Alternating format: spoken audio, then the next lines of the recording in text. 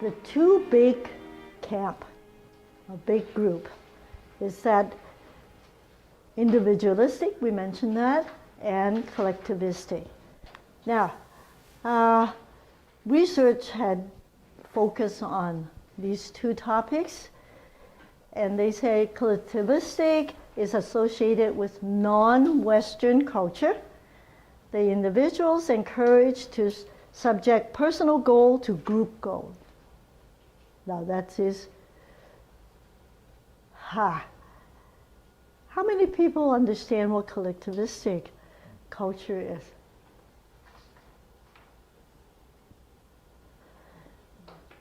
You do, right? The Asian society.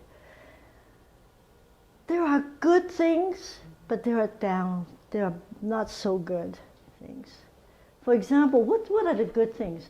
Like, they have the value system. When the parents raise the kids using all they have, so that the children have a good future. And what I expected, that when they are established, they will come home and serve the elders, right? And so you see multi-generation living in one house. So you got to look after grandfather, grandmother, and then father and mother. And I remember my husband's father, he was very accomplished. He's got the money, but he had to live in the house, and he will give over. Can you imagine? His salary to his father. Now that's unheard of, right? And they, well, okay. But that's the way they were raised, and they would not question it, right?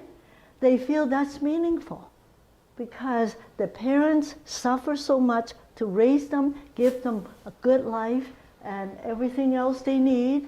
And now obviously, when they grow up, I don't know whether they expressively say, you look after me, but somehow the relationship is such that they will respect.